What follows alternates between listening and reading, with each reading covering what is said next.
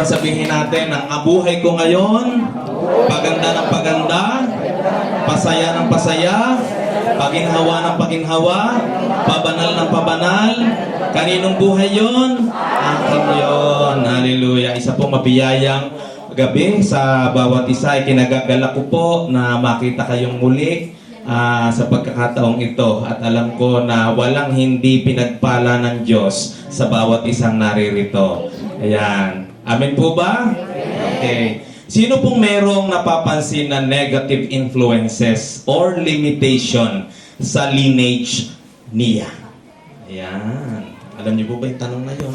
Sinong merong napapansin na negative o hindi maganda o undesirable na pattern o influences o limitation sa lineage o lahi niya hanggang sa iyong henerasyon niyaan?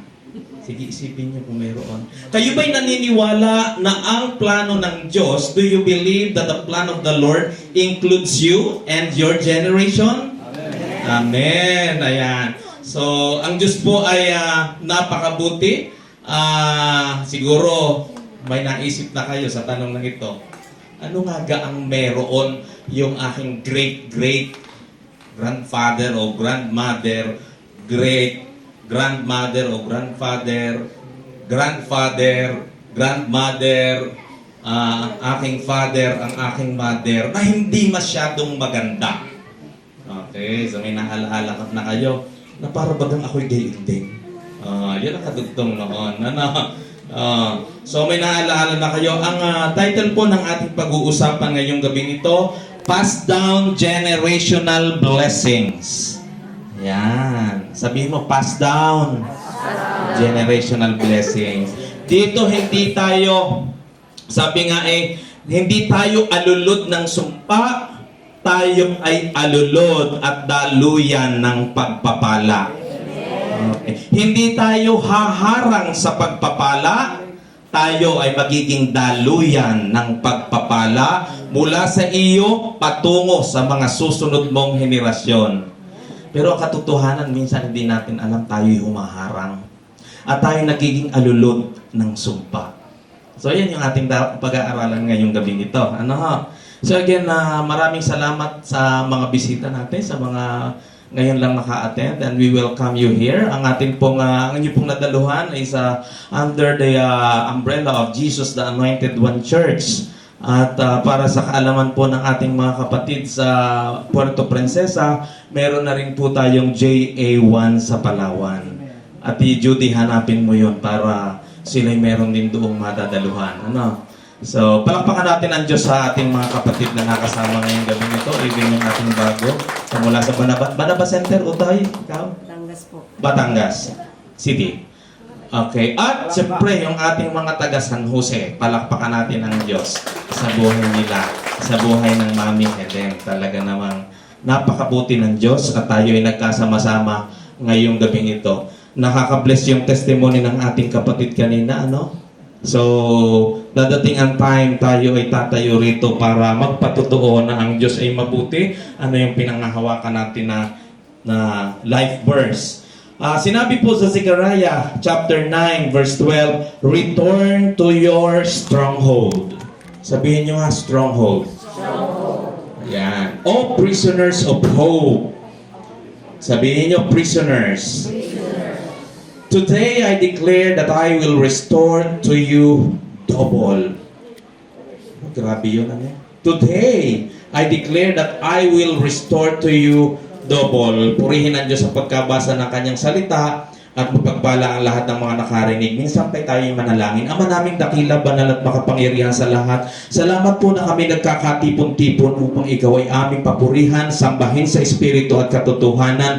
Tunay nga po, O Diyos, na kung kami hiwalay sa iyo, wala kaming magagawa. Kaya naman, O Diyos, sa aming paglapit, Panginoon, sa iyo, Lord, ihanda mo aming mga puso at isipan, Panginoon. If you are seeing anything, Panginoon, nakadumihan sa aming mga puso, Lord, ang iyo pong pagpapatawad ang aming aming hinihingi. Hugasan mo kami ng iyong dugong buhay, Panginoon, at hayaan mo, Panginoon, ang puso namin ay pusong handang tumanggap, handang matuto, handa po, Panginoong, magpabago in the name of Jesus. At hayaan mo, O Diyos, na bawat isang naririto po, Panginoon, magiging daluyan ng pagpapala sa aming henerasyon. Ikaw lamang po, aming Ama, ang matataas sa aming kalagitnaan at wala ng iba. Sa iyo lamang po ang lahat ng papuri, parangal, tambang at pagdakila. In Jesus' mighty name, Amen and Amen, Amen. Hallelujah.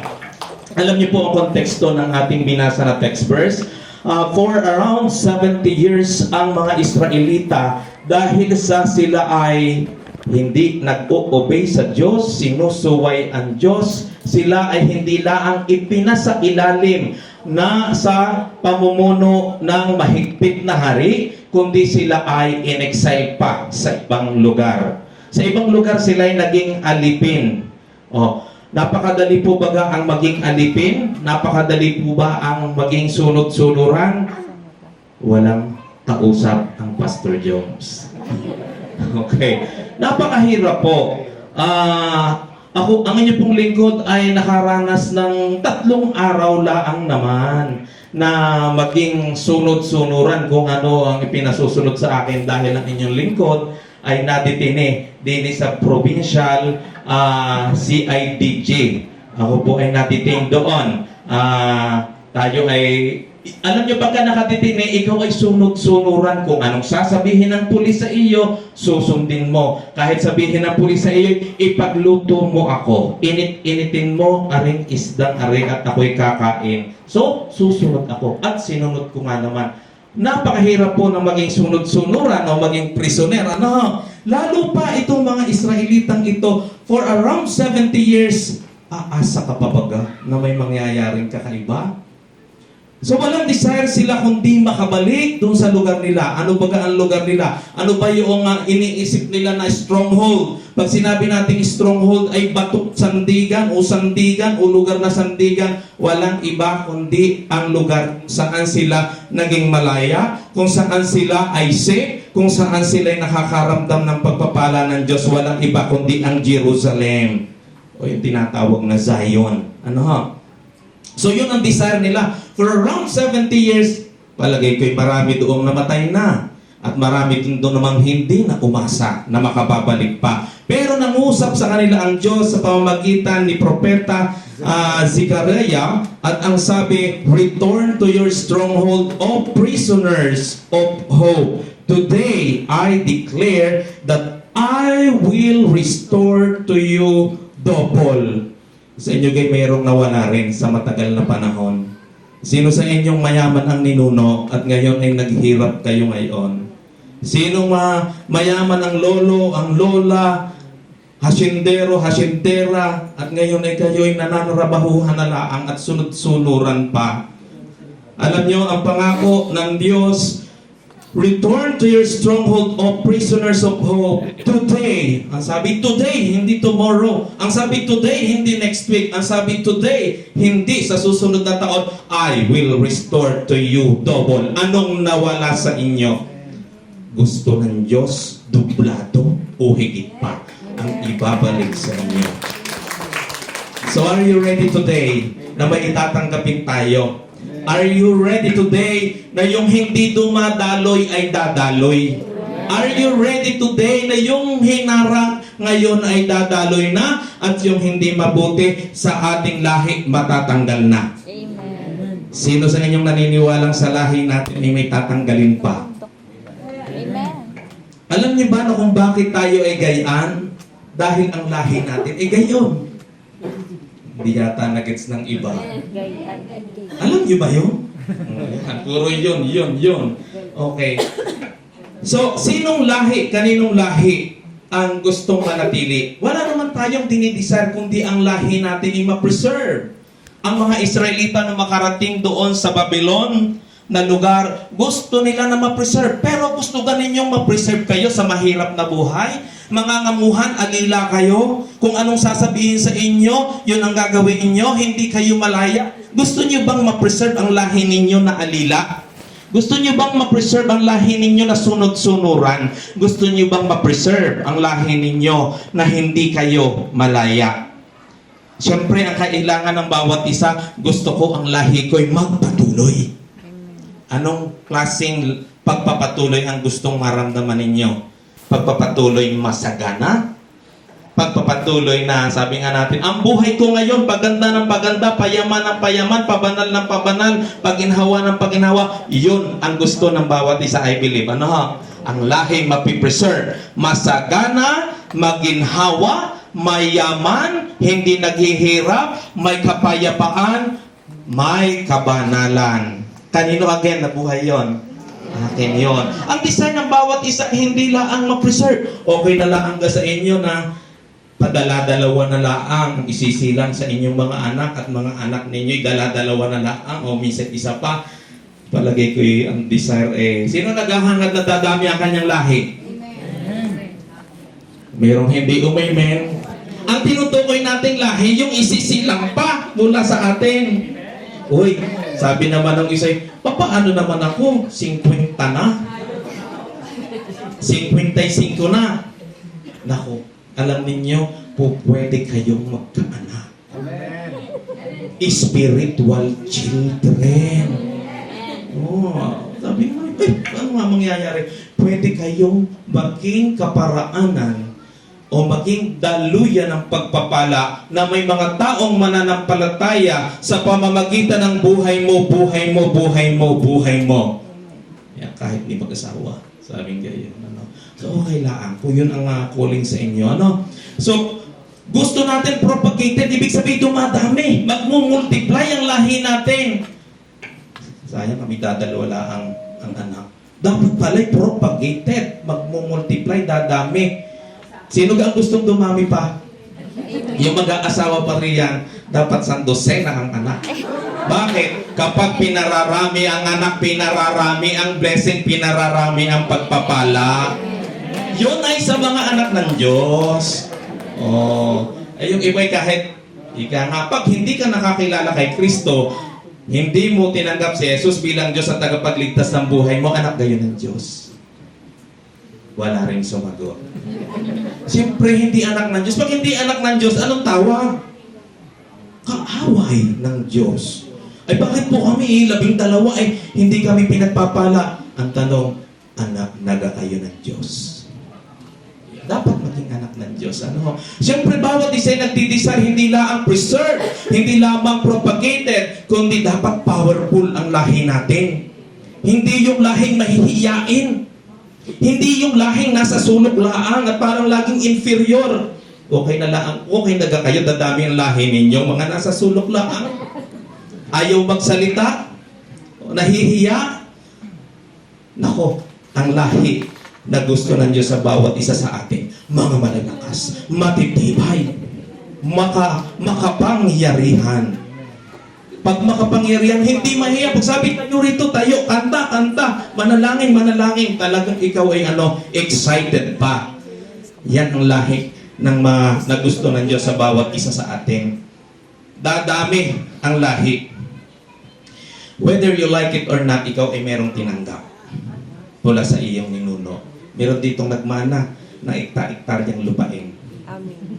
Taas ang kamay ng nagmana na iktar-iktar yung lupain.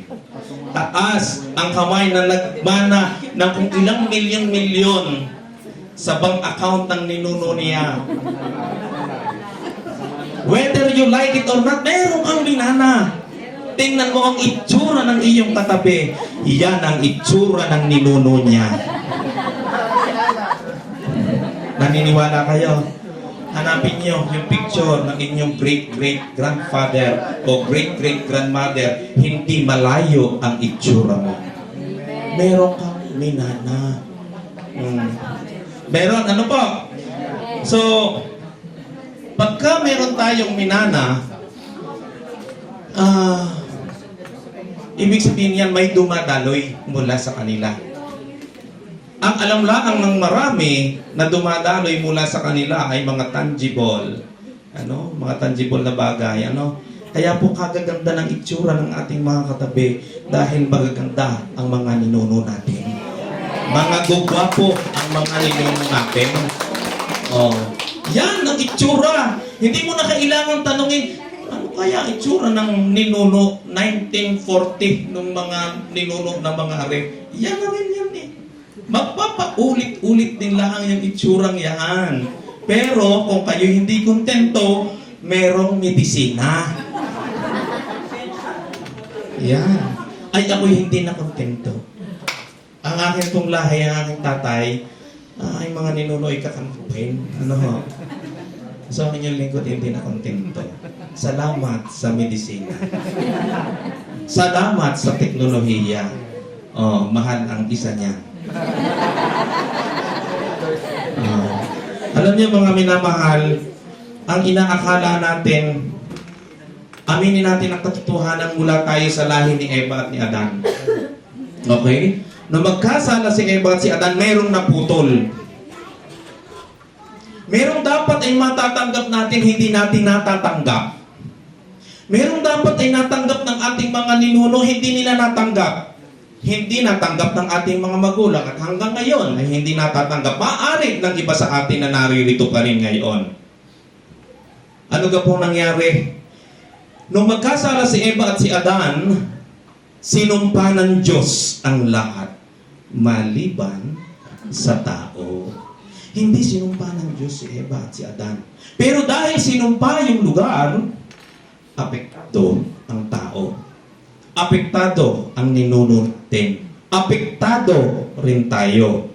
So, hayaan yung ating pag-aralan itong bagay na ito. Sabihin natin amputation. Imputation. Para sa mga nasa medical, anong ibig sabihin ng amputation? Pinutol. Ayan. Anong sabi naman ng imputation? Anong ibig sabihin naman ng imputation? Itinugtong. Oh. So kung meron sa ating naputol na biyaya dahil sa pagkakasala ni Eva at ni Adan, huwag nating laging sisihin si Eva at si Adan, ang ating mga ninuno nagkasala rin. At maaaring tayo nagkasala rin. Gusto ganin niyo yung pagkakasala natin, ang bunga no ipapasa natin sa mga anak natin. Ang bunga ng pagkakasala natin, ipapasa natin hanggang sa libong henerasyon natin. Of course not. So, kung merong naputol, merong dinugtong sa atin. Naputol ang pagpapala, na idugtong ang sumpa. Ayan. So kung ikaw ay hindi nasa pagpapala, you are living in sumpa. At kung ikaw ay wala kay Kristo, definitely, malaking-malaki ang tsansa that you are living in sumpa. Kung anong nangyari sa iyong ninuno, malamang gayon din ang mangyayari sa iyo. Kung anong ugali ng iyong ninuno, ganun din ikaw. Kung anong bisyo ng iyong ninuno, yun din ang bisyo mo. Oy, dinugtungan nyo na eh. Alam nyo na. Kung matalino ang iyong ninuno, kung mag-aaral ka. Ayun. Dahil hindi lahat ng matatalino ang ninuno, matalino rin ang anak. Ano? Kung mag-aaral. So, tingnan po natin ito. Yan yung isang example ng amputation. Naputol. Pinutol ang puno. Yan, naputol. Amputation. So, sa ating din pong buhay, spiritual, o even buhay natin, sa ating lineage, sa ating clan, sa ating race, mayroong naputol na pagpapala, kumabit ang sumpa. Yan. Okay, tingnan natin. Pagdating naman po dito sa isang ito, ang tawag natin diyan ay imputation. Yung mga nakatapos ng agriculture, yung mga agriculture science, alam na alam ito. So, mayroon tinatawag tayo na Zion, yung siyot o yung kaputol na talbos, at yun ay dinugtong sa tinatawag nating rootstock o main stock o yung kaputol na mayroong ugat. Yun ay pag ay pinagdugtong, grafting ang tawag. May dalawang piraso o parte ng punong magkaiba ang characteristic. Sila'y pinagdugtong, sila'y naging isa. Yan. So, naintindihan na natin ang imputation. Okay. Kapag ka po mayroong imputation, Yan, nakatulad niyan, meron tinatawag tayo na, basahin natin, ano are? Transference. Sabihin niya, transference. Transference is the act of moving something from one place to another. Yan. I-apply natin sa ating lahi. Ibig sabihin nito, merong bagay mula sa ating ninuno na pasa sa ating mga ninunong nauna sa atin at napasa papunta sa atin, at kung hindi ito mapuputol, kung hindi ito matitigilan, ipapasa rin natin sa mga anak natin, ipapasa sa mga apo natin. Magpapatuloy yan. Ang tawag natin diyan ay transference. Ano gang gusto ninyong i-transfer? Sumpa o pagpapala? Ayan. Malalaman natin kung paano ang mag-transfer ng pagpapala. Pero alamin natin muna kung ano ang posibleng na i-transfer at paano ito natatransfer. Number 1, nakaparaanan, transference by blood. Ayan. Kaya merong mga mapuputi dahil mapuputi ang mga ninuno. Transference by blood. Kaya merong mga maiitim din ang mga ninuno. Transference by blood. Ano po baga? Sorry ha, baka kayo'y nasasaktan. Okay lang yan. Pag-usapan natin ang katotohanan, ha? Okay, hanggang mamaya pa tayo rito. Maraming katotohanan tayong pag-aaralan at ang katotohanan minsan ay masakit. Pero ang matindi nito, makakalaya tayo sa pamamagitan ng katotohanan. Okay? Transference by blood. The Lord saw how great the wickedness of the human race had become on the earth, and that every inclination of the thoughts of the human heart was only evil at that time. The Lord regretted that He had made human beings on the earth, and His heart was deeply troubled. Genesis chapter 5 verses 5 to 6. Alam niyo po, nagsisi ang Diyos nung likhain ang tao. Sa tingin ganin niyo nung ikaw ay likhain niya, ang Diyos ay nagsisi rin? Bakit po nagsisi? Kailan ito naganap? Bago ang matinding pagbaha. Nagsisi ang Diyos sa... Ay, sinabi ni ganyan, palagay ko yung kahulugan niya ay nagsisi. The Lord regretted that He had made human beings on earth. Nagsisi ang Diyos. Bakit? Sobrang sama. Ang isinisi lang mula kay Eva at kay Adan ay wicked human race. Bakit? May nalilipat at nalilipat. Ano po bagang nalilipat by blood? Genes. Ano? Genes. Yan nag-aaral ng what is that science that study about genes? Genetics. Ayan, genetics. May napapasa. Kahit inayawan mo na, talagang nung ikaw ay lalangin, may napasa. Hindi lamang yung itsura, pati ugali ay napasa rin sa atin. Huwag niyong masyadong sisihin ang inyong mga asawa, ha? Kung bakit gayaan, ang katotohanan ay may napasa laang. Ano, pero kayang baguhin ng Diyos. Tingnan niyo po ang Pastor Jones. May napasa. At dahil may napasa, diyan na pumapasok ang maraming problema. Ano ha? Diyan na. Nandiyan na yung mga undesirable na mga ugali, pati bisyo. Napapasa rin dito. Sino dito ang... Alam niyo po ang aking ninuno. Ang aking pong lolo ay magsasabong. Taas ang kamay ng magsasabong pa ang ninuno. Palagay ko marami. Ang aking pong lolo ay laman ng sabungan din sa San Pascual. Tuwing araw ng linggo, lagi siya pumapasok. Ang tawag namin. At sa edad niya po, na senior citizen noon, laman pa rin siya ng sabungan. Kaya po, salamat sa Diyos na putol ang sumpa. Kung meron sa inyong magsasabong pa, ibig sabihin hindi pa putol ang sumpa. Sabihin ninyo sa mga nagsasabong pa ngayon, nagsusugal, hindi pa tapos, hindi pa putol ang sumpa. Yan.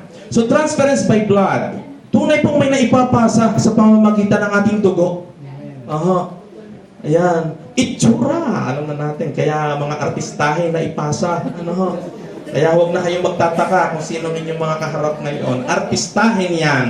dahil sa dugong na ipasa mula sa mga ninuno. Pangalawa, na ipapasa rin po, transference by choice. Ano ang pili mo? Ano ang pili ng nanay mo, ng tatay mo? Transference by choice. Ano ang ibig sabihin nito? Transference by preference. Ano ga ang preference mo? Aba, ibinigay ng Diyos ang isang napakagandang regalo sa bawat isa sa atin, at yun ay ang free will. Meron kang karapatang pumili. Malaya kang pumili kung ano ang gusto mo. Sa kapanahunan ngayon, nagpapasa na ng batas na ang mga magulang ay hindi na pwedeng mag-determine kung ano ang magiging sex ba o gender ng kanilang mga anak. Ang mga anak na pipili ng kanilang gender. Ang sex ay dalawa lang, male and female. Pero ang gender ay marami. May LG, merong Sharp, hindi nakuha eh. May Samsung, hindi nakuha. Okay. So, may karapatan mo pumili. Pero dadalawa naman. Sorry ha. Gusto kong sabihin sa inyo kung bakit tayo nagkaganito. It is transference by choice. Pumili tayo, kaya tayo nagkaganito. Pumili ang ninuno natin, kaya tayo may ninunong gayon. At dahil sa ipumili, yun ang nakita ng mga sumunod, pinili rin ang gayon, kaya tayo naging gayan. Yan, talagang gayon at gayan eh. Diga? Transference by choice.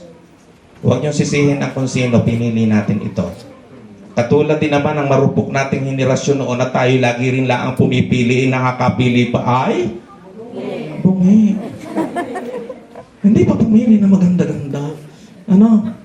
So, mga kapatid, Deuteronomy chapter 28. Sinabi doon, if you will fully obey, kung tayo daw isusunod sa Diyos, ito ang mga pagpapala. Ikaw ay gagawin kung ganito, powerful in the land. Ula, verse 1 hanggang verse 14. Choice ng ating mga ninuno na sila'y nakinig kung sila ay hinayagan, at sila'y choice din nilang hindi sila nakinig at sila'y nag-deny. Ano ang kanilang nakamtan? Kung hindi tinanggap mo ang Deuteronomy chapter 1 hanggang 14, ang tinanggap mo Deuteronomy chapter 28, 15 hanggang 68 na verse. Ano po yung tinutukoy sa Deuteronomy chapter 28 verses 15 to 68? Sumpa. Sumpa. Sumpa po. So, sabi dito sa Deuteronomy chapter 30 verse 19, this day I call the heavens and the earth as witnesses again, you that I have set before you life and death, blessings and curses. Nako, ang nasa inyong harapan ngayong oras na ito, life and death, blessings and curses. Ano ang pipiliin mo? Tanungin mo yung katabi, anong pipiliin mo? Ayan. So kayo nakapili na. At dahil kayo nakapili na, dapat ang inyong napili ay maganda. Dapat ay life, dapat ay blessing. Ano naman ang sabi sa inyo ng Diyos? Today, I declare that I will restore to you double. Ganon po. Now, choose life so that, na nga yun eh. Sabi natin, ang gusto nating lahi ay propagated. Ang gusto nating lahi ay powerful. Ang gusto nating lahi ay preserve. You and your children may live. Ang tinukoy dito, hindi ikaw lang. Ang tinukoy dito, hindi anak mo lang. Ang tinukoy dito, hindi hanggang apo mo lang. Down to 1,000 of your generation, your lineage will be preserved, propagated, and powerful. Palakpakan natin ang Diyos. So, nagkakaintindihan tayo. So, kung anong meron sa inyo ngayon, is it by blood or is it by choice? Some are by blood and some are by choice.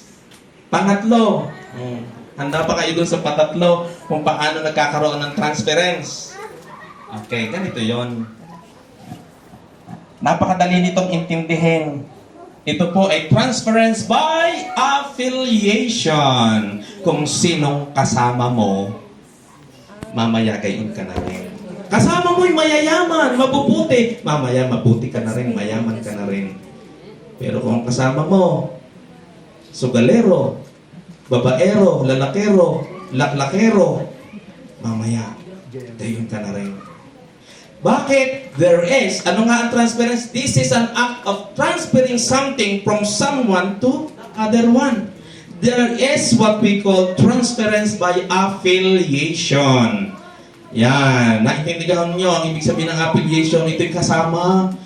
Kung ang kasama ay mahilig sa chismis, ikaw ay katahitahimik, naku po, huwag kayong magtataka. Pagkatapos ng ilang araw, ganyan na rin. So alam niyo na ang inyong sasamahan. Mag-iingat kung saan tayo sasama. Bakit may nalilipat? Whether you like it or not, may nalilipat. Bakit sinabi ng 1 Corinthians chapter 15 verse 33, do not be misled. Bad company corrupts good character. Nasa katotohanan, huwag malulungkot ha. Alam ko naman maraming nakakaranas ng ganito. Maraming nagsasuffer because of identity crisis. Okay?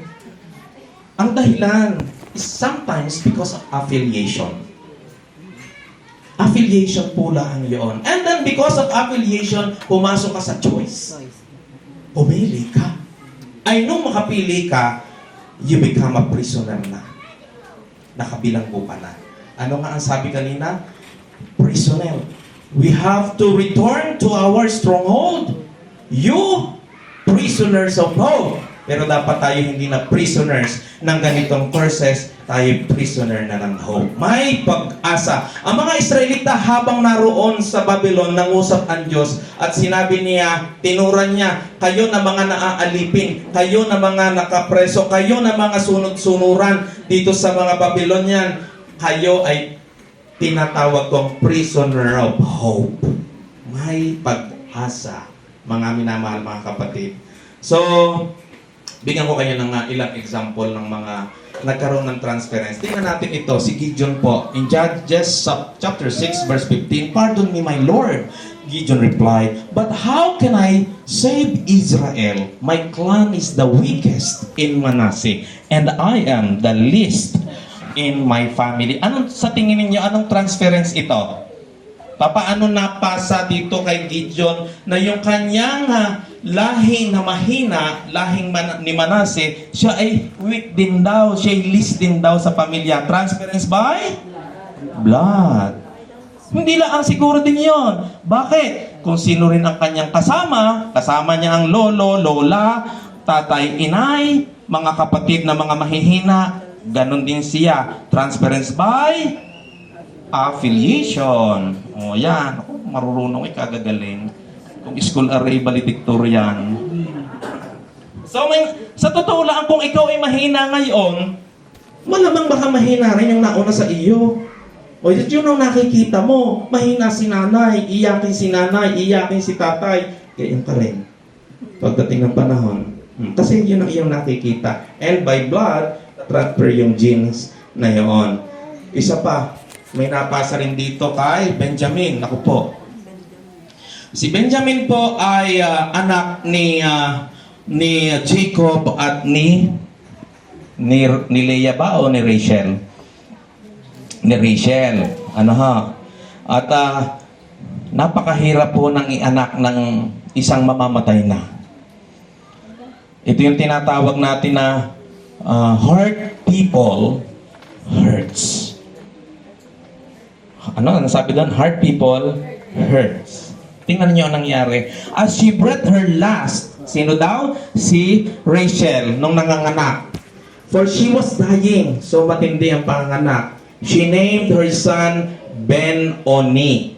Ang ibig sabihin po ng Ben-Oni, sorrow, mahirap.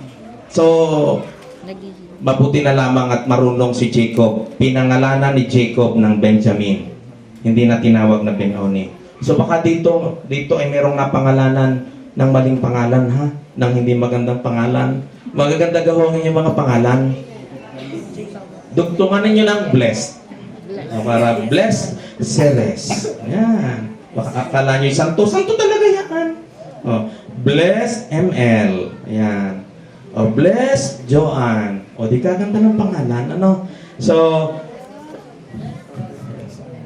may, anong nangyari? Transference by ano? Ito nangyari kaya Benjamin siya isilang. Yung dahil naghirap sa panganganak yung kanyang ina, yung kanyang iniaanak, ay kanyang pinangalanan ng pangit na pangalan na Ben-Oni. Transference by choice. Pili ng kanyang ina eh. Okay, naghirap sa panganganak. Ang inyong lingkod po yung iniaanak din ng aking inay ay naghirap din siya sa panganganak. Buti na lang at ako'y naianak pa rin. Matagal po akong inianak ating gabi yun. Nabagyo pa sa bukid. Ay talaga namang tinanggal ng hagdan ng bahay at may mga ganong klaseng tradisyon, ritual para lang daw mapadali ang panganganak sa akin. Tapos nung ako'y anak at Evelyn ang ulo ko daw ay pagkakalaki kaya nahirapan. Hindi ko alam kung anong sinambit ng aking inay habang inianak. Sino dito ang mga nanay? O yung mga nanay na yan, nanganak ng normal, anong inyong isinisigaw kung kayo'y naroon sa delivery room? Ayaw ko na. Huwag, para sa mga anak pa at mag-aasawa pa mga anak pa, huwag susumpain ninyo ang inyong anak na isinisilang. Tingnan nyo ang nangyari dito. Halos isinumpa nitong si Rachel yung anak niya at pinangalan ng a son of sorrow. Oh, son of pain. Oh, buti na lang at marunong yung ama. Mga ama, papaalalahanan yung mga asawang mga anak pa. Ha? Na kahit anong hirap, alalahanin mo ako. Habang ikaw ay nasa delivery room. Yun. Saya. So mga minamahal, ano pa itong isa? Si Jabez. Oh, may naipasa rin dito. In 1 Chronicles chapter 4 verse 9, Jabez was more honorable than his brother. His mother had named him Jabez, saying, I gave birth to him in pain. Halos katulad ni Ben-Oni. Oh. Talaga pong by choice, may naiipasa. Baka hindi natin alam, kaya tayo naghihirap ng ganito nung tayo iniaanak ay kung anong nabanggit ng ating mga ina. Kung buhay pa inyong tanungin sila. Kaya ho ay nakabanggit ng pangit sa akin habang ako iniaanak ninyo, inyong bawiin. Pero hindi basta yung mababawi, ha? Ituturo natin today, paano yan nababawi. Hindi yan basta, ay pinabawi ko ng aking nasabi. Nasabi ko nga pala na gayon, kaya ikaw igayan. Yan, gayon at gayan na naman. Pero hindi basta-basta yan nababawi. Bakit? Merong transference, merong ipapasa, merong imputation. Sana nga, kung ang imputation na yun, o pagdudug ang ipinapasa, ibiyaya, okay lang, pero hindi biyaya ang pinapasa, ano? Okay. So, sunod. Ngayon, kanina pinaalaala ko sa inyo, alalahanin nyo ang inyong mga ninuno kung ano ang meron sila na posibleng inyong namana o inyong na-acquire. Alam nyo kung bakit itong si Balaam ay inutusan ng isang hari na pangalan ay Balak upang sumpain ang mga Israelita. Pero ang sagot ng Diyos, na mangusap ang Diyos dito kay Balaam, ito ang sinabi niya. How can I curse those whom God has not cursed? How can I curse those whom God has not cursed? Ibig sabihin pala, kaya tayo'y tinatamaan ng sumpa dahil ang Diyos, sinabi rito, whom God has not cursed. Kung ikaw ay hindi sinumpa ng Diyos, hindi ka tatamaan ng sumpa. Pero kung ikaw ay sinumpa ng Diyos, tatamaan tayo ng sumpa. Sabi nga natin kanina, unang tanong natin, kung ikaw hindi anak ng Diyos, ikaw ay kaaway ng Diyos. Kung ikaw hindi mananampalataya, sorry to say, but we need to be reminded itong katotohanan, ikaw ay kaaway ng Diyos. Ikaw ay hindi anak ng Diyos. Ikaw ay kasama dito sa tatalban ng sumpa. Ayan. How can I denounce those whom the Lord has not denounced? So, ibig sabihin, paano ko susumpain yung mga bagay na hindi naman na inaalis ng Diyos sa kanila? So, ganun din po sa atin kanina. Nung alalahanin natin kung anong meron ang mga ninuno natin, dahilan kung bakit tayo ganito ngayon, dapat na-remind tayo yung mga bagay na dapat mapuputol. Dapat magwawakas. Dapat hindi magpapatuloy. So, sa isa pong sakit, ang una pong step para gumaling ang isang sakit, dapat malaman mo kung ano ang sintomas. Ano? Alam niyo kung anong meron kayo ngayon. Kayo ba'y pugnutin? Baka pugnutin din inyong ninuno. Kayo ba'y mainitin ng ulo? Baka mainitin din ang inyong ninuno. Ibig sabihin may talab. Ano? Kayo ba ay mahilig sa kung ano ba kayang hilig niyo yan? Baka mahilig din ang inyong mga ninuno. Mahilig sa matatamis. Ay sa amin ang inay piling, pagka sinabing ako'y mahilig sa suman, ay ari ka pong ari mana sa ano? Oh, palagay ko sa mga salita naman, ako'y mahilig ari sa litsiplan. Ay ako'y mana sa lola. Dahil maglilitsiplan. Oh. So alam nyo na, dapat ay malaman ninyo kung anong meron tayo para alam natin kung anong tatanggalin ng Diyos sa atin. Dapat ay tayo ay maintindihan natin ang mga ito dahil liban na lang na alam mo ang mga bagay na ito, hindi matatanggal yan sa iyo. Tama ga ho? Liban na lang na alam mo kung anong mga bagay na undesirable traits o limitation ng iyong lahi o undesirable pattern na paulit-ulit, hindi yan matatanggal sa iyo. Sa totoo lang, marami tayong problema na sa pamilya. Merong kung hindi nag-aaway, ay naghihiwalay ang magulang.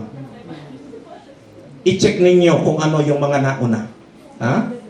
Merong kung hindi may kapansanan, ay may sakit sa lahi. At ang sakit na yun ay kapareho rin lang ng mga nauna. May sakit sa kung anong sakit sa goiter, yung mga nauna, may goiter din hanggang ngayon, pati apo, pati anak. Oh, may cancer. Yung great-great, may cancer din. So, pinauunawa ko po sa inyo ha. Kaya dapat malaman natin kung ano yung i-denounce natin ngayong oras na ito, ngayong gabing ito. Merong, sorry ha, but merong gusto'y huwag nang mag-aasawa na mga ninuno. Kaya si ninuno ay nanatiling soltera, soltero, yung ay ano din abot din di ka ho. Mapuputol yan, sabihin niyo mapuputol yan sa lahi ko. Yung mga mag-aasawa, sabihin niyo mapuputol yan sa lahi ko. Puputol ng Diyos yan. Kilala kayo na soltero at soltera sa inyong ninuno. So alam nyo na kung bakit tayo ganito rin. Merong dumadaloy. Merong imputation mula noon hanggang ngayon. But the good news is mapuputol ito ngayong gabing ito. Huwag masasaktan ha. Huwag ma-offend ha.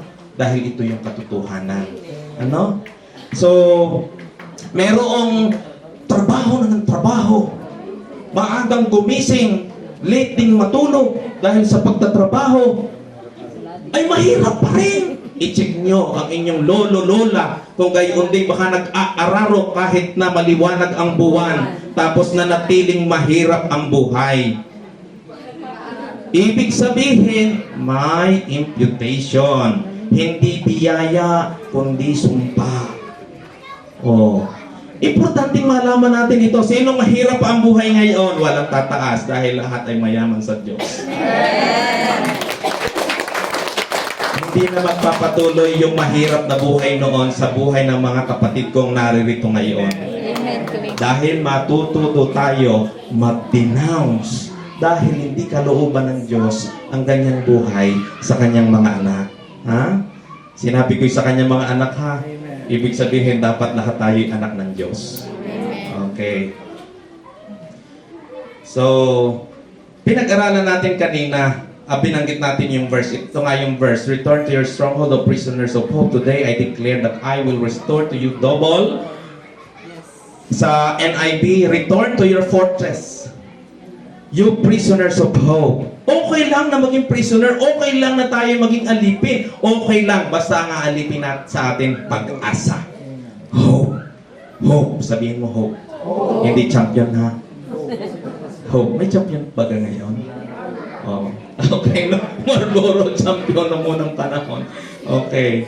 So, ay, sinabi kanina, diga, Kung hindi nyo naiintindihan na rin sinabi ng Diyos at sinasabi sa bawat isa sa atin, today I declare that I will restore to you double. Ang sabi, para lalo nating maintindihan, I will restore twice as much to you. May nanakaw sa atin, may naputol sa atin, pero idadagdag ng Diyos sa atin, doble, higit pa sa doble. Ibig sabihin ay napakaganda, mga minamahal. Return. Saan tayo pinababalik? In a place of stronghold. Doon tayo pinababalik. Alam niyo itong mga Israelitang ito, nung nandoon nga sila sa Babylon at sinimulan na silang pabalikin, mayroong binigyan ng pabor ng hari. No, sige, bumalik ka na doon. Ang inakala nila, ang pagbalik nila doon ay para lang muling makatira lang sa Jerusalem. But kakaiba ang ibig sabihin. The place of stronghold, akala nila, kaya muli nilang ni-rebuild yung pader. O para uli-muling patibayin yung lugar nila, yung wall of Jerusalem, binuhuli nila. Pero hindi, may ibang ibig sabihin a place of stronghold. Ang place of stronghold sa kapanahunan ngayon nangyayari. This is the place, and this is the sacred place. The place where God is present. The place where the living Christ is present. The place where the Spirit of God is, there is freedom. And that is the place of stronghold para sa iyo, para sa akin, para sa iyo, para sa iyo, para sa ating lahat. Hallelujah. Palakpakan natin ang ating Diyos sa buhay. Prisoners of hope. Dapat ang ating hope in the faith. Hope, pag-asa sa pananampalataya sa Panginoong Hesukristo. Lahat tayo prisoners. Aminin natin, bago tayo nakakilala sa Diyos at kung merong hindi pa nakakakilala kay Kristo Jesus, wala pang matibay na relasyon kay Kristo Jesus, tayo prisoner. Tayo alipin ng sumpa. Tayo nabubuhay sa sumpa na dumadaloy mula sa ating mga ninuno. Kaya tayo ay ganito ang buhay. Maaaring physically, yan ang inyong challenge. Maaaring financially, yan ang inyong challenge. Emotionally, even yung personal. Hallelujah. Yan yung ating challenge. But the good thing is, we are all prisoners of hope. Kanina, sabi ko kay Mami, basta ikaw na lamang ang magturo. Nagawa ko ng lahat. Ang ituturo, plansado na ituturo ngayong araw na ito. Alam gaho ninyo, kami kanina tanghali habang nakaupo din sa labas ay kami ay mayroong bahangganan. Okay. Alam niyo na, ibig sabihin ng bahangganan. Alam na. So, ay pagka nga naman ay ako'y humingi ng something, ay ang binigay sa akin ay iba. At pagkatapos pinapalo up kung anong nangyari doon, sabi ko, hindi mo naman ako binigyan ng ganun eh. Iyon pala ang iyong ibinigay sa akin, ang aking hinihingi. Aray, ang ibinigay mo ay ito. Sabi ko, tapos, alam niyo na. Oh. Pero peace. Alam niyo po kung bakit? Ilang beses na talagang may malaking hadlang at merong gustong humadlang pero hindi nahadlangan ang paghahayag ng salita ng Diyos. May mga problema na ibinibigay sa atin pero ang problema o mga challenges na ibinibigay sa atin ay hindi dahilan upang tayo ay mag-away-away, kundi sa halip tayo ay tumibay. Yung may problema dyan, huwag niyong iisipin na at malulungkot, may problema ako, may challenges ako. Yung mga mag-asawahan diyan, sinong hindi nag-aaway na mag-asawa? Yung mga may asawa noon na ngayon single na, nag-aaway din po ba kayo nung una? May bahangganan din kayo nung una? Ang mga bahangganan na yan ay ibinigay hindi upang magkahiwa-hiwalay, kundi ang inyong relasyon bilang mag-asawa ay lalong tumibay. Ibinigay yan ng Diyos sa atin hindi lamang para lalong tumibay ang ating relasyon, kundi upang sa Diyos tayo ay lumapit at hindi tayo sa Kanya ay lumayo. Alam niyo po ang solusyon at ang napakaganda ay sige niyo yung sasabihin ay kung yun nga mga born again Christian na si Kristo nga ang sentro ng pamilya ay nagkakaroon ng bahangganan, ay yung taga naman na hindi kilala si Jesus at si Jesus ay hindi sentro ng kanilang pamilya. Yan ang dahilan kung bakit malaki ang problema ng marami. Pero ako'y naniniwala na bawat isang naririto ay natututo. Hindi lamang tayo na-inform, tayo ay na-transform din. Pangahawakan natin na si Jesus dapat ang pundasyon ng ating pamilya upang hindi tayo mahantong sa paghihiwalay-hiwalay at sa halip tayo ay lalong tumibay sa pananampalataya sa Diyos. Palagay ko ay nakangiti yung mga may kanan din paminsan-minsan. Alam ko po ninyo, yung in love ay nagbabago. Ang in love ay para lang sa magsisimulang mag-asawa. In love ako sa iyo dahil napakagwapo mo, napakaganda mo.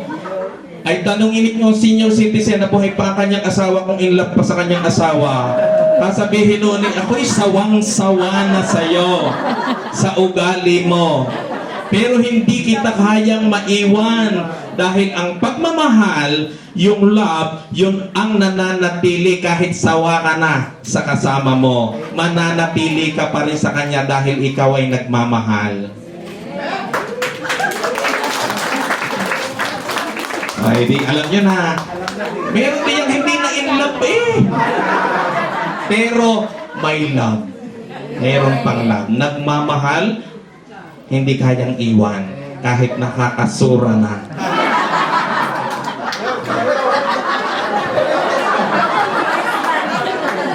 Hindi sa akin naman nasusura. Yung mga mag-aasawa pa, alam nyo na. Ito ay parang counseling Okay.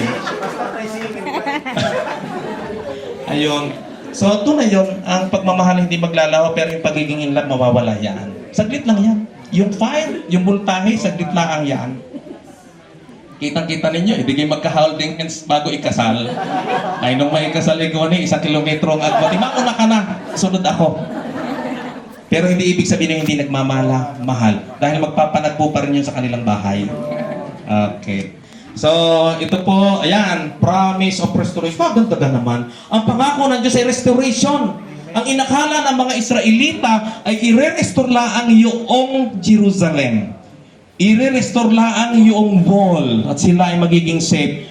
Pero ang restoration na yun ay nangyari, nagkaroon ng fulfillment nung ibigay ang Panginoong Jesus sa tao. Doon nagkaroon ng restoration. Ano daw? Ang inire-restore today, ngayon, ibibigay niya doble sa nawala sa iyo. As much, twice as much sa nawala sa iyo. Di ka, mami?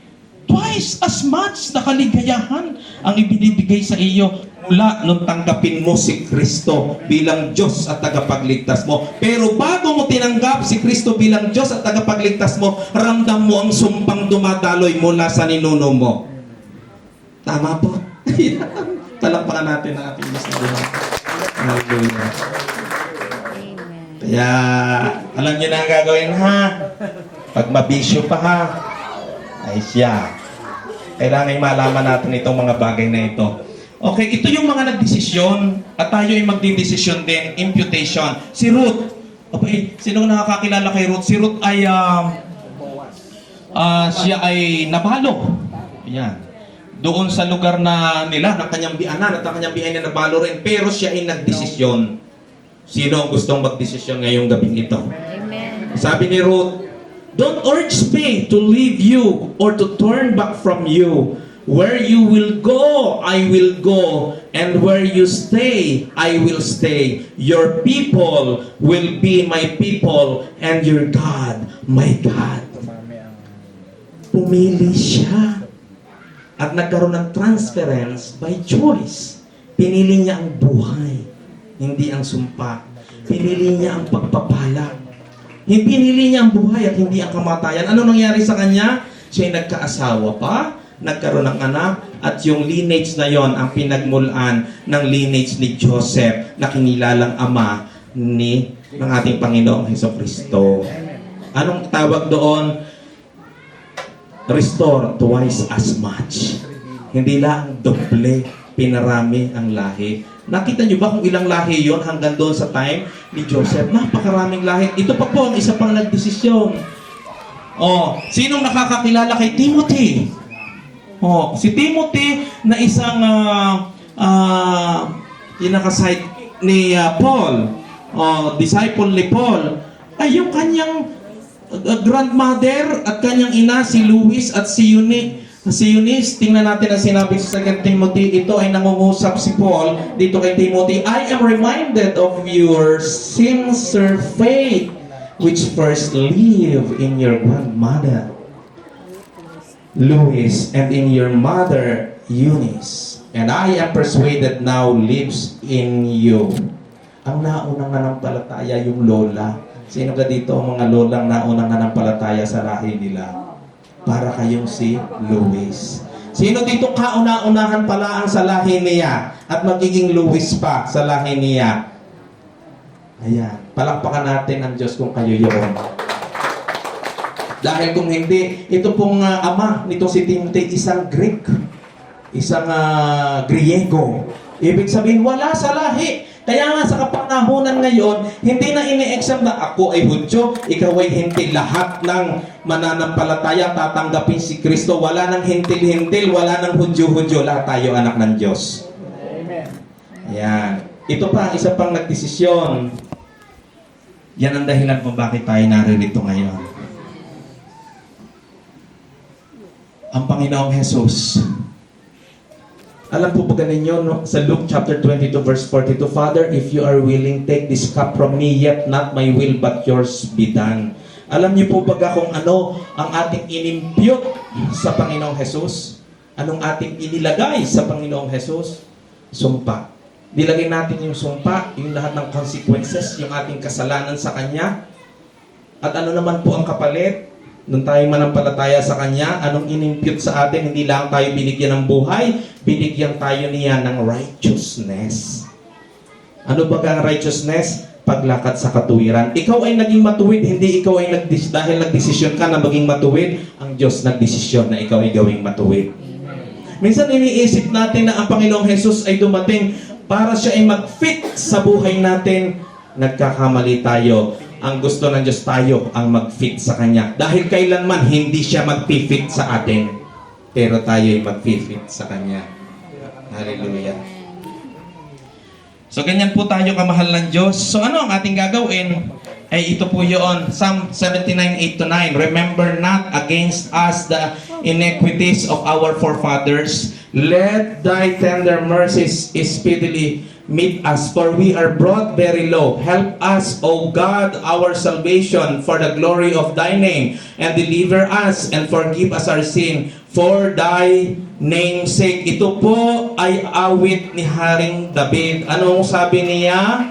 Kalimutan mo na po ang kasalanan ng aking mga ninuno. Maaring alam mo kung ano ang ginawa ng iyong mga ninuno. Maaring alam mo kung ano ang bisyo ng iyong mga ninuno. Maaring alam mo rin kung ano yung bisyo mo na iyong ipinasa sa anak mo. Maaring alam mo, meron ka rin mga bagay na hindi alam. Alam mo man o hindi alam, ihihingi natin ng habag sa Diyos. Ihihingi natin ng tawad sa Diyos. Ihihingi natin ng habag sa Diyos upang maputol ang mga bagay na yan sa ating mga buhay. Hallelujah.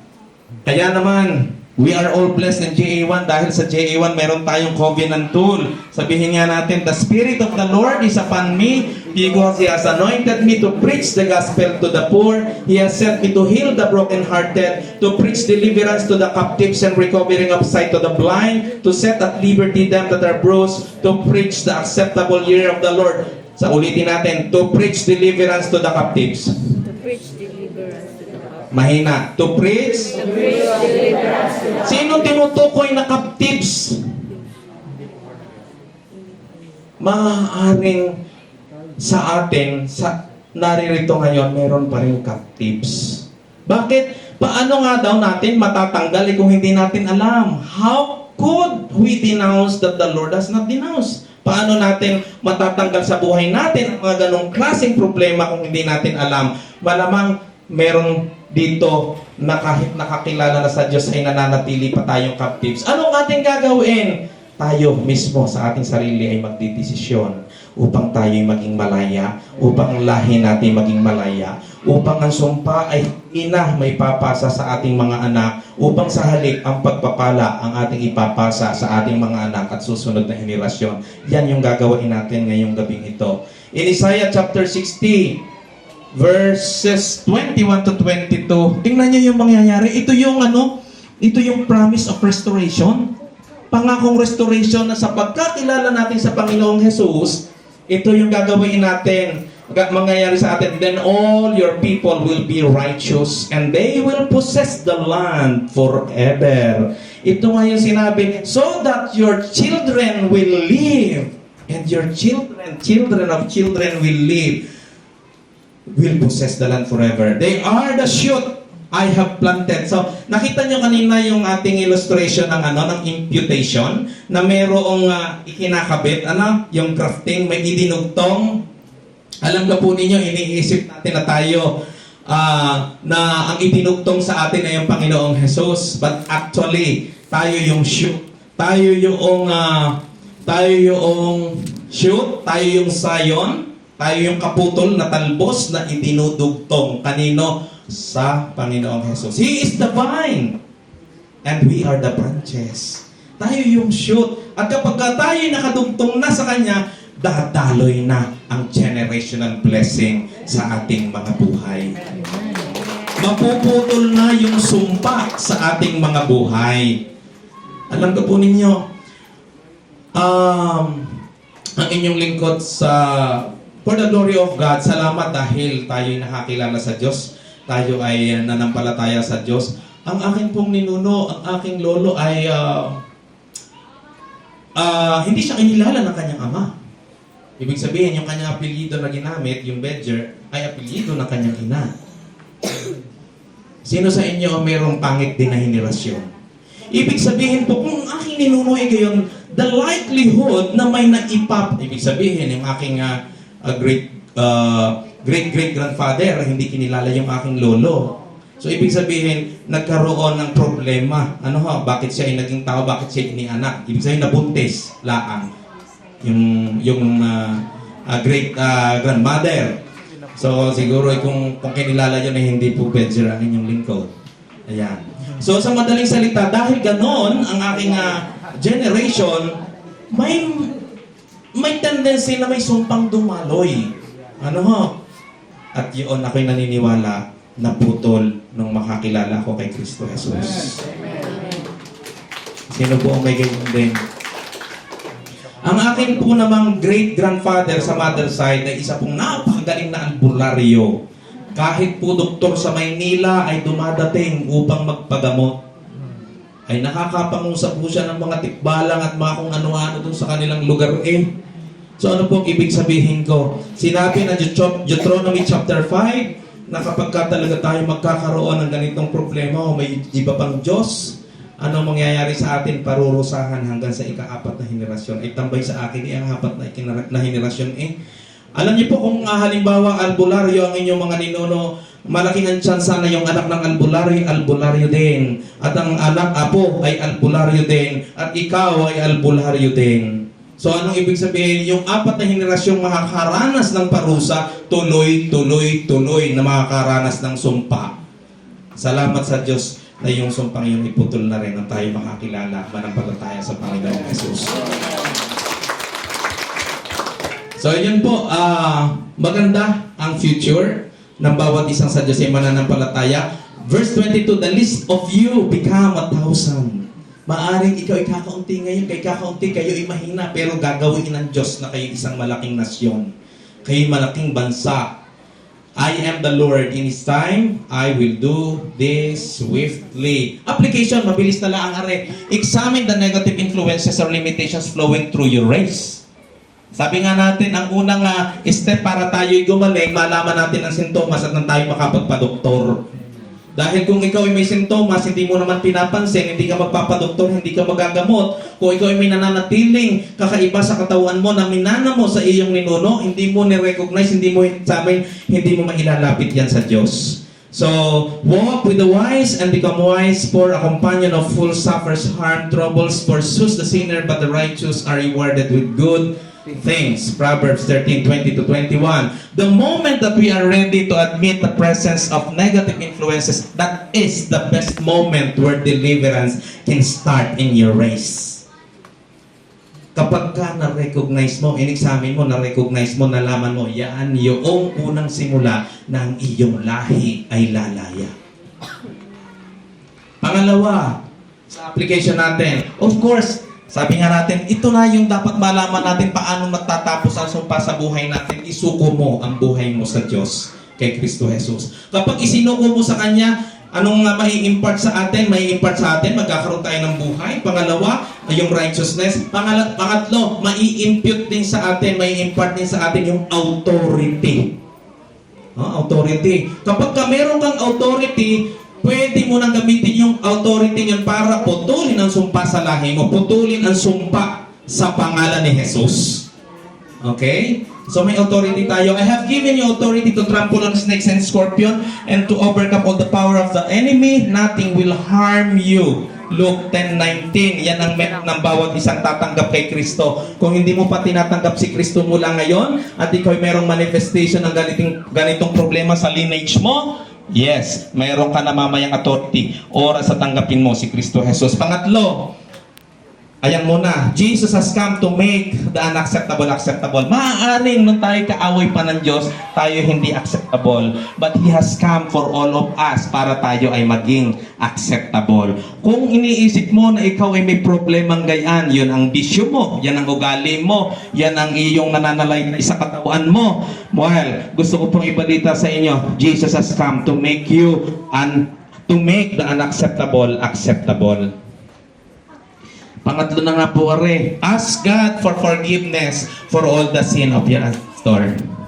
Ihihingi natin ng tawad ang kasalanan ng ating lahi. Ihihingi natin ng tawad ang kasalanan ng ating mga ninuno. Alam ba natin ito o hindi natin alam? So, but if they will confess their sins and the sins of their ancestors, talaga palang inihihingi ng tawad. Their unfaithfulness and their hostility towards me, which made me hostile toward them, so that I sent them into the land of their enemies. Then, when their uncircumcised hearts are humbled and they pay for their sin, I will remember my covenant with Jacob and my covenant with Isaac and my covenant with Abraham, and I will remember the land. Grabe ang pangako ng Diyos sa inyo. Hindi lamang doble, kundi immeasurable.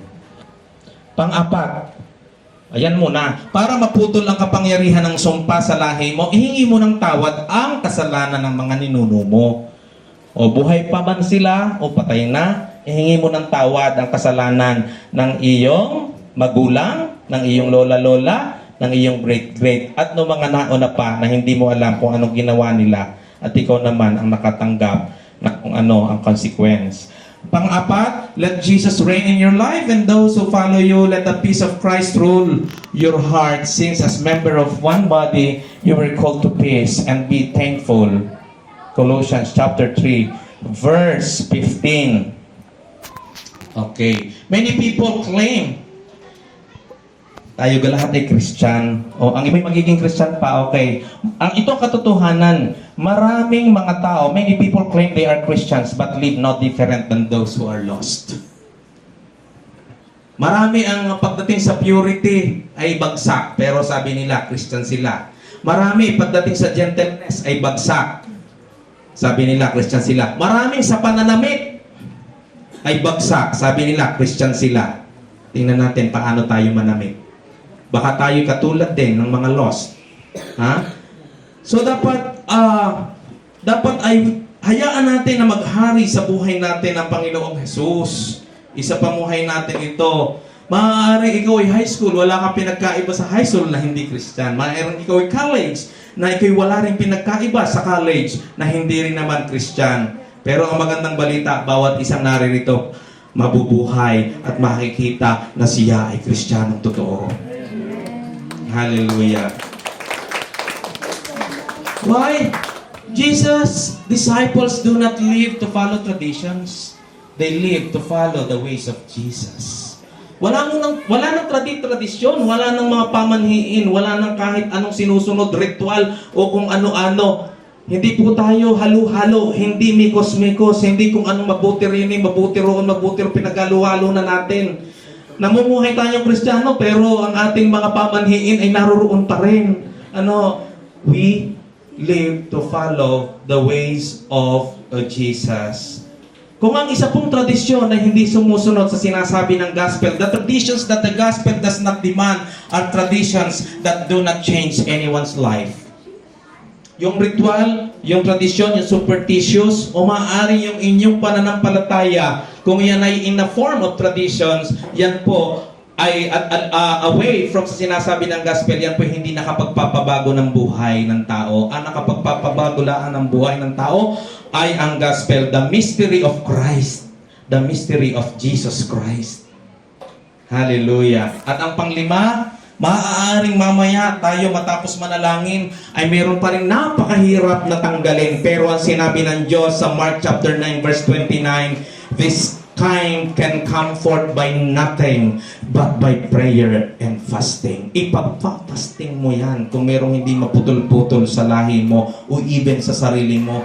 Prayer and fasting. Ano ba yung fasting? Ikaw ay nag-i-skip ng meal for a spiritual purpose. And fasting is a spiritual warfare for difficult situation. Hallelujah. Alam niyo po, ganito ang mangyayari sa atin.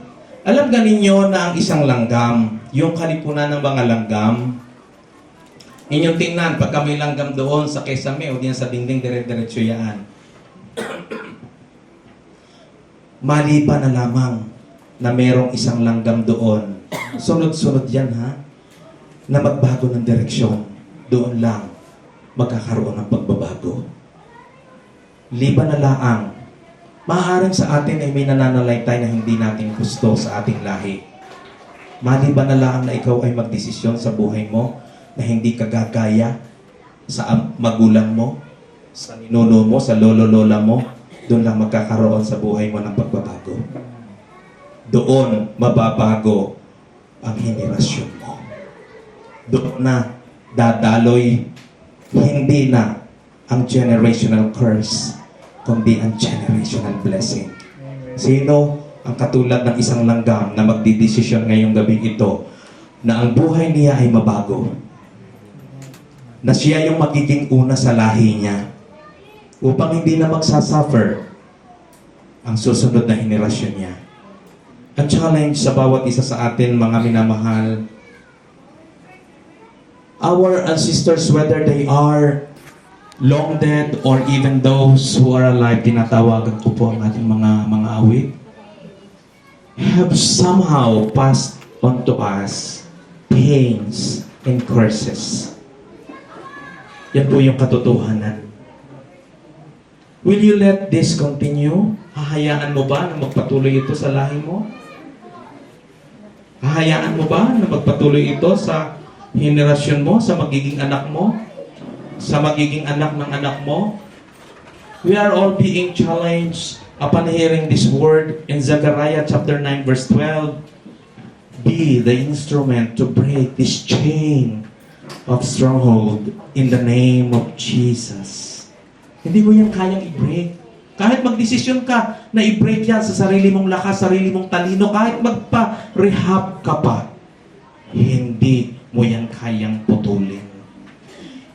Mapuputol lamang ito kung ikaw ay tatanggap kay Kristo.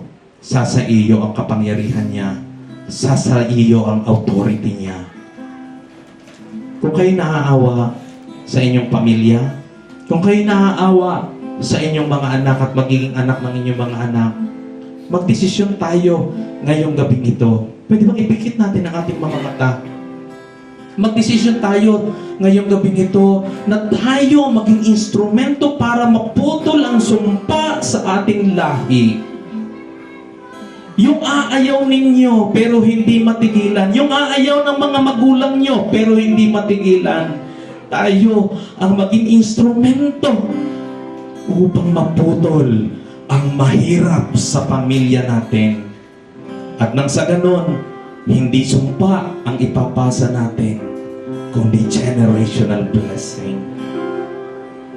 Sige, isipin nyo ang katatayuan ng lahi natin. At ang katatayuan ng lahi natin kung hindi tayo magpapakumbaba sa Panginoong Jesus. Isipin natin ang susunod na lahi natin kung tayo'y magiging Kristiyano na hindi makita ang pagiging Kristiyano sa mga kilos natin, sa mga pag-iisip natin at sa mga gawa natin. Isipin natin ano ang susunod na henerasyon natin. Isipin natin, hindi natin kaya ito. Magpapatuloy ito.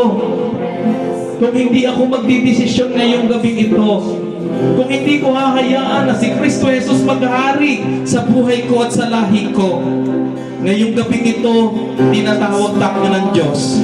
We are being reminded by God na siya'y naparito upang tulungan tayo, upang iligtas tayo, upang pagpalain ang lahi natin at hindi paghirapin.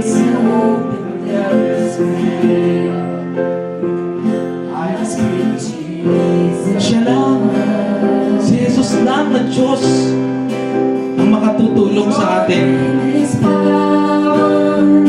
Your name is healing. Your name is life. Break every stronghold. Shine through the shadows. Burn like a fire.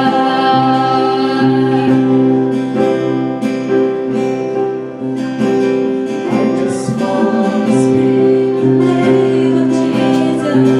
Sige, alalahanin natin yung mga napansin natin kanina sa lahi natin. At yan ay itutulog natin sa harapan ng makapangyarihang Diyos, ang ating Panginoong Jesus. Ang ating Panginoong Jesus, He has finished everything in the cross of Calvary. Tinanggap niya lahat ng mga kasalanan natin. Siya naging sumpa sa cross ng Kalbaryo upang hindi na dumaloy ang sumpa sa buhay natin at sa mga anak natin. Break every stronghold. Sige, Shine through the mamaya ilagay natin yan sa harapan ng makapangyarihang Diyos sa kanyang paanan. like a fire. Your name is power. Your name is healing. Your name is life. Break every stronghold. Shine through the shadows. Burn like a fire. Hallelujah, ngayong oras na ito, kung gusto mong ikaw maging unang simula ng pagbabago sa lahi mo, sige, habang nakapikit ang iyong mga mata, isuko muna natin ang buhay natin sa ating Panginoong Jesus. Lahat tayo ay nagkasala na. We are all not perfect, but we have a perfect God who died for you, who saved you, who died for you and rose again upang ikaw ay mabuhay. Sige, pagtiwala mo ang buhay mo sa Diyos. Humingi tayo ng tawad sa Kanya at paghariin siya sa buhay natin at sa henerasyon natin. Ilagay natin ang ating mga kamay sa kinaroroonan ng ating puso habang nakapikit sumabay sa panalangin ito. Sabihin natin, Panginoong Diyos, marami pong salamat na nalaman ko na ang iyong kalooban ay pagpalain ako at ang mga susunod na lahi ko. Ako po ay nagpapasalamat na nalaman ko na ako'y isang makasalanan. Humihingi po ako ng tawad sa lahat ng mga kasalanan ko. Inihihingi ko na rin po ng tawad ang kasalanan ng mga ninuno ko. Hugasan mo po ako ng iyong dugong makapangyarihan. Nananampalataya po ako na ikaw ay Diyos, ikaw ang tagapagligtas, namatay ka sa krus upang bayaran ang mga kasalanan ko. At pagkatapos ng 3 araw, muli kang nabuhay at magbabalik sa takdang panahon. Sa oras na ito, ako'y nagdidesisyon na buksan ang buhay ko.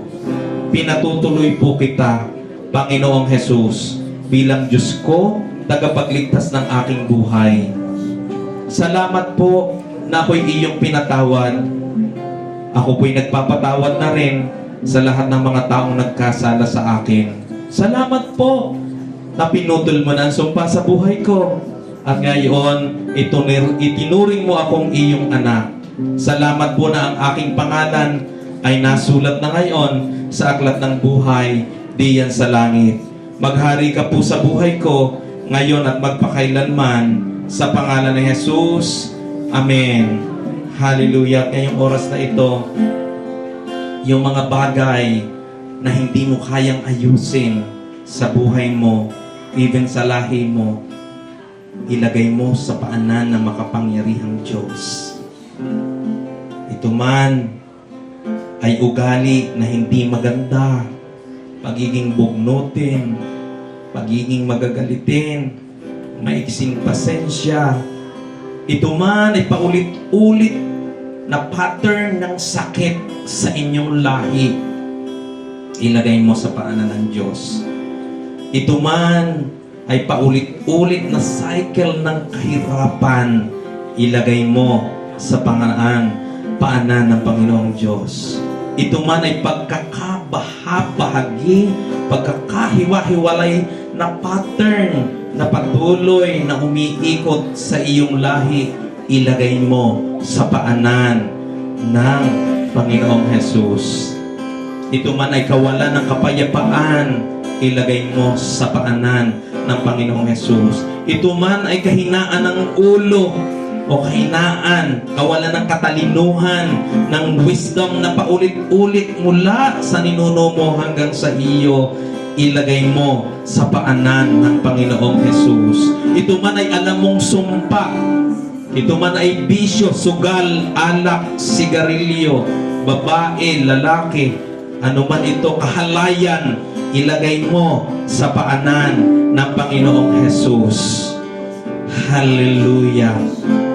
Lord, nilalapit namin, Panginoon, ang bawat sitwasyon, Panginoon, bawat circumstances na inilagay ng aking mga kapatid namin lahat sa iyong paanan. Ang amin po, Panginoong, sama-samang paghingi ng tawad sa mga kasalanan ng aming mga ninuno.